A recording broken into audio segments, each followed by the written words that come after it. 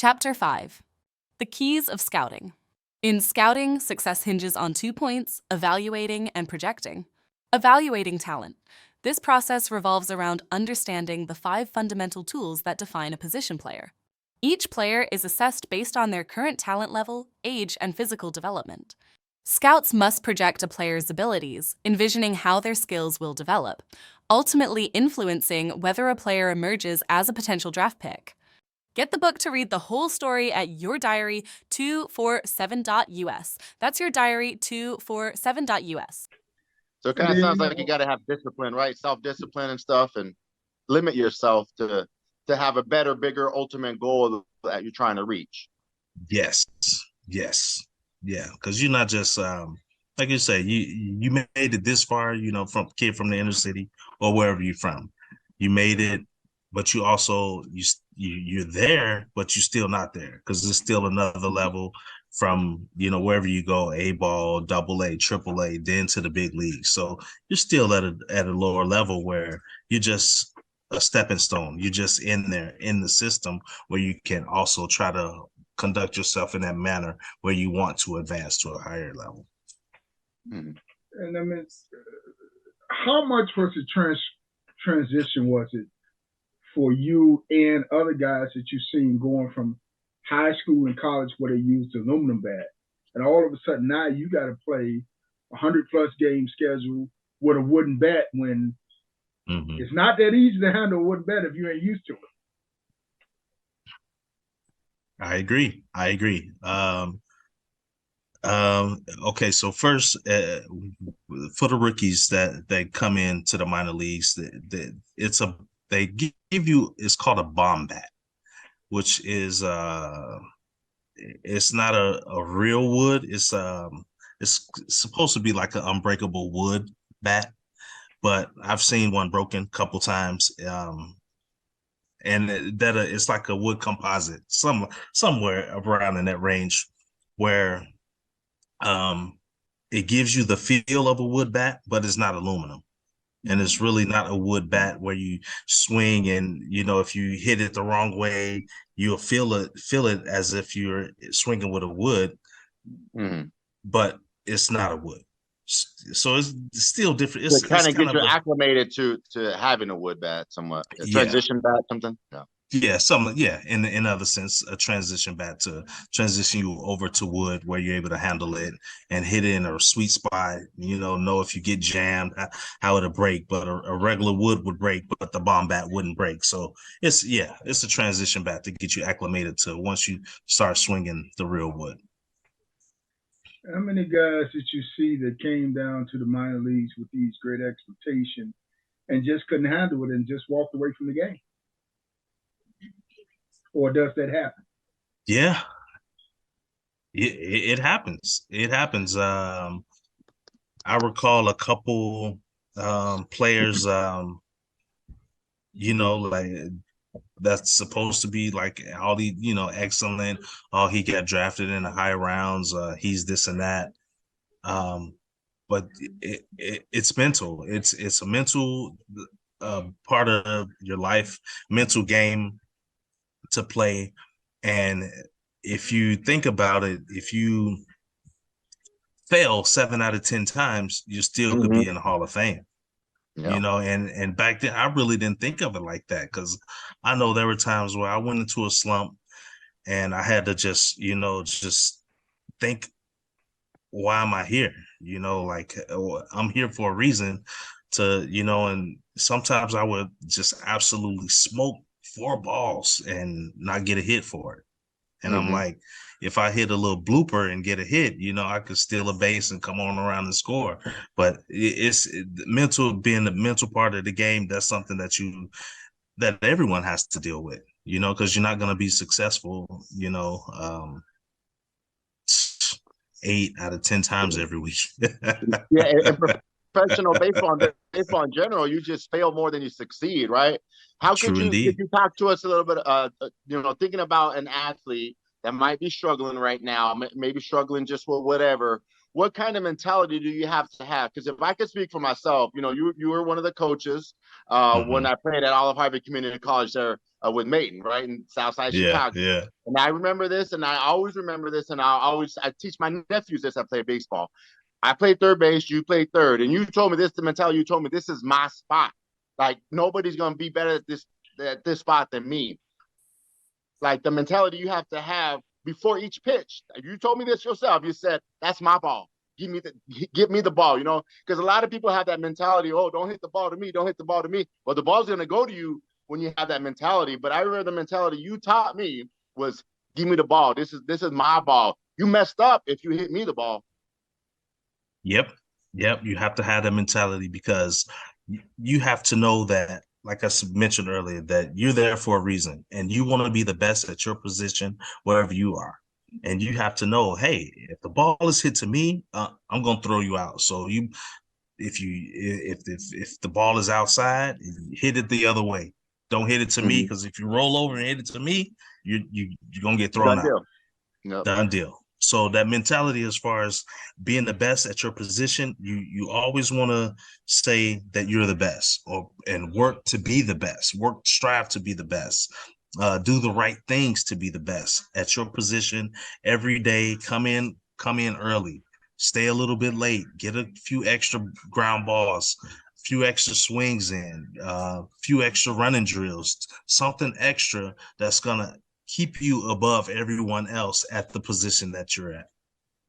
Chapter 5. The MLB Dream. Let me emphasize that while the journey may be challenging, it is far from over. Between 1986 and 2000, I proudly guided 10 players from my team to be drafted by MLB teams. Each of these players faced their unique obstacles. I just can't tell it all. Purchase your copy of the book at your diary247.us. That's your diary247.us. Now, given when you played over that period of time, we became from a inner city African-American, all African-American, or quote-unquote all-black team to a diverse team. So, you know, we had white kids, black kids, Hispanic kids, Asian kids. We had a little bit of everything on the teams. I mean, how much did that help prepare you for going outside of the inner city and playing baseball?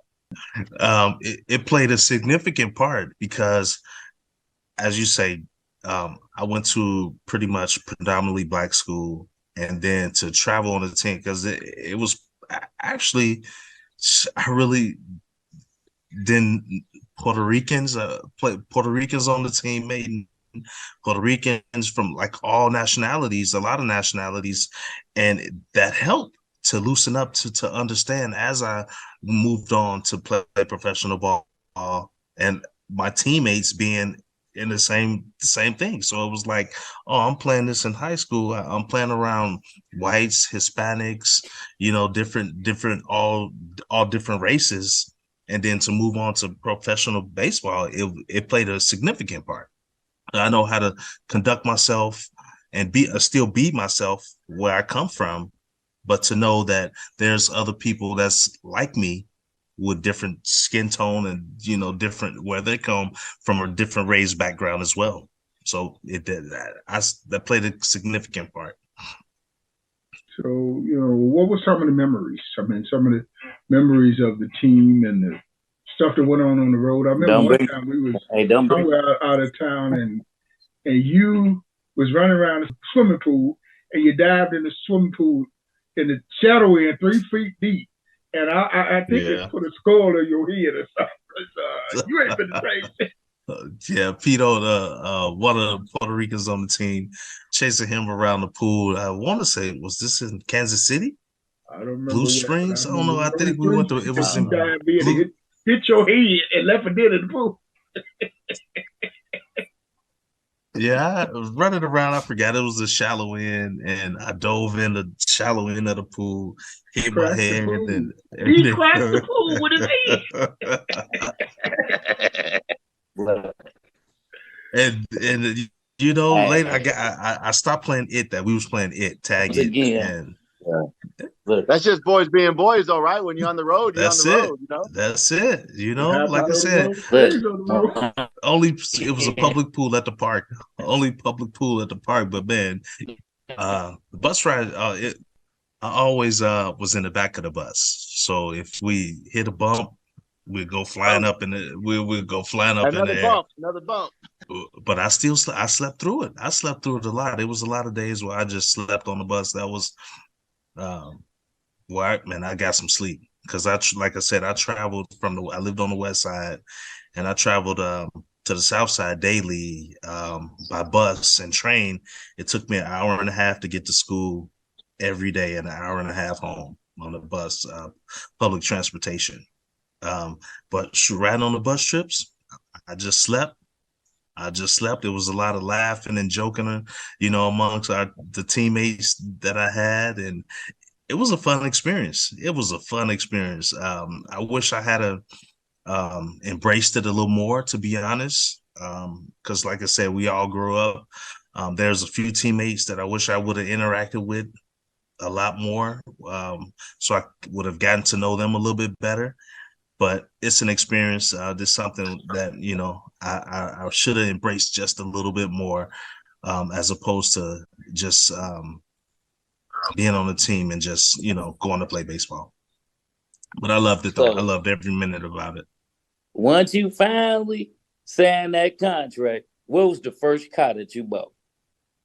Because I know you ain't still take the bus and the train after you done went to college and you got to. What was your first car that you bought? Well, you know what, man? Before my grandma passed, she gave me her car. It was an '82 Buick LeSabre.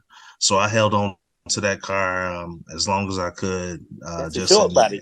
That's the short body. No, that was a 4-door big body. That's the big body. Yeah, that was a big body. Okay. Yeah, so I held on to that one as long as I could, and then after that, I don't know. I was thinking after I had that one in college, and then after I went to pro ball, I think I took it my first year, and after that, I left it with my dad or something like that.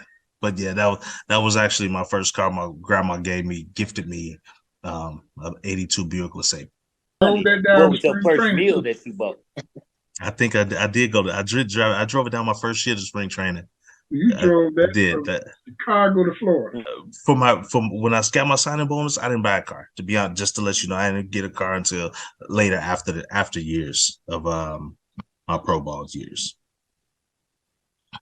And you went to college at Kishwaukee Junior College, and then you went to Central State, HBC.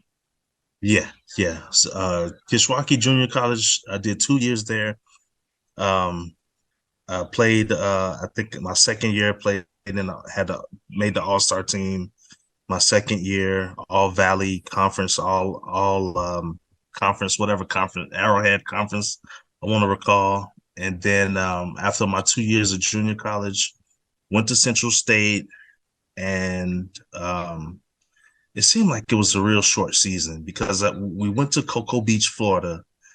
We drove our vans down there for a tournament. We came back up for a season. I want to say I played maybe like a couple weeks of baseball, if I recall. Then they canceled the season for some reason, but I still end up getting drafted. But that one game that we did play where the scout had seen me, I want to say I hit a triple and a double or something that way. It was a off the wall triple or some opposite field, and the scout, his Steve at the time, he came up to me and talked to me, and one day, like I said, I came home and came back to my dorm room, and the voicemail that I was drafted from the Pirates was on my voicemail. I just can't tell it all, but you have to get the book for the rest of the story at Your Diary, 247.us. That's Your Diary, 247.us. Order your copy of the book.